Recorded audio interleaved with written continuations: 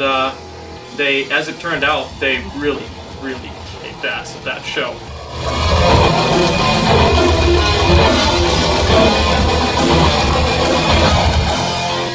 I came out of that show with a very nice diamond plate shirt and their first demo.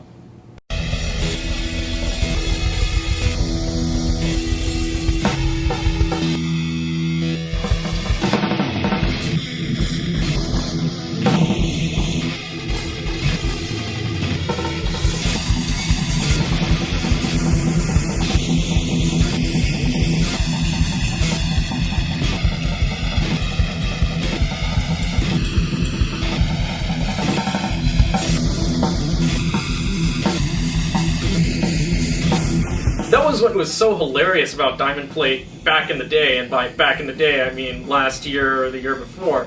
Conrad, he's kind of a slight guy, he's not, huge or anything, and at the time he was shorter, so he looked like almost a little kid up on stage, but he was playing the shit out of most of the other guitarists that you would see at any given show. At the Overkill show I mentioned before, my friend Rick and I felt that at the end of the night, no band came close to comparing to Diamond Plate, and no guitarist that night came close to matching Conrad except for the band and the guitarists in Overkill.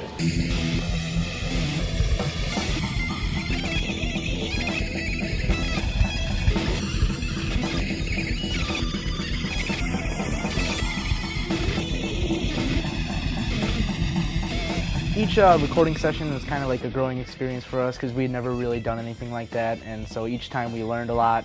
First time was more just kind of like the bare minimum. We just kind of tried to keep it raw and energetic, and then the next time we went more for a polished kind of sound, so we spent more time focusing on the production side of it rather than just, playing it, getting it done, and then whatever. I think after each EP we kind of realized like what we're good at and what we're not good at, and like stuff that we need to like work on, and both of them were really good experiences.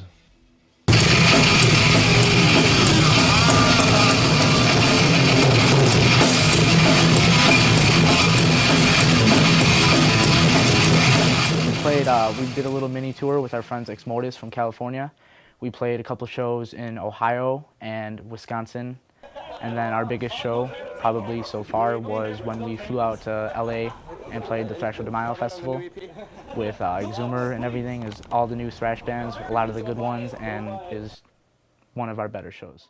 It's just hard to get your name out because you want to start with your home area and build outward from there. And for us, it's a little more difficult because there isn't that many people to see us. I mean, we get a decent amount of people at shows, but it's only a set group of people, and it's hard to spread out from there. And like when we went out to California, it's a completely different world. And here, it's better than most places, I'll admit. From what I've seen, Chicago's pretty good, but it's still hard to branch out from here. In the Bay Area, the East Coast, that's where like the major bands came from, but Chicago really doesn't have that big thrash band that everyone looks to. And I mean, as hard as it is to make a scene out here, it just kind of gives us even more motivation to make that scene ourselves. It's taken a while to get like a pretty good status set up like in the city, but we've been really working hard, and I think our last few shows there's been for sure over 100 people, guaranteed that would show up, if not more. As I'm gonna tell you, we just got finished recording a new EP. This next song is the title track off of it. Alex, it's the new song, just so you know. It's called Militancy!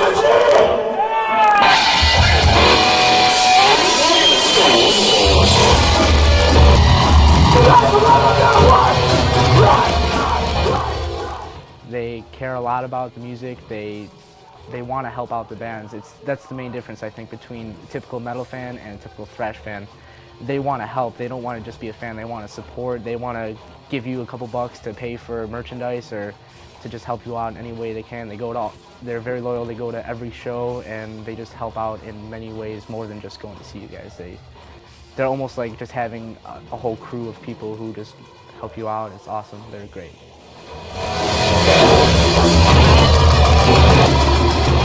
Crazy, drunk, reckless, funny, I don't know. average metal dude tattooed. Think of my buddy Alex Thrasher. He's a good guy.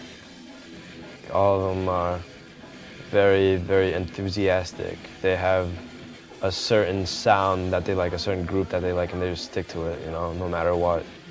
And I think we're fortunate enough to be in that scene to where we really have dedicated fans. Most of them are open-minded and very, very dedicated.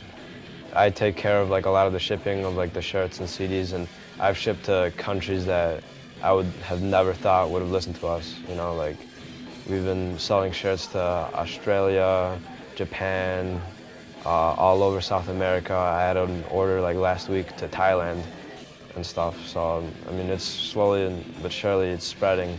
I just want to keep spreading that and make sure that pretty soon everyone knows about us. It's kind of up in the air right now. I'd like to get signed, I'd like to do this, I'd like to do that, but we kind of just have to let it play out. I mean, I'd love to put out an album, but I mean, we're not in a position where we can really do that at this second. But yeah, we got enough songs, I definitely want to pretty soon, but we got to get a label behind us and all that.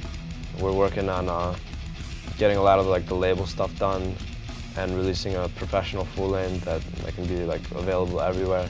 But we did record the other 2 EPs, and both of them were like just kind of like growing experiences for us.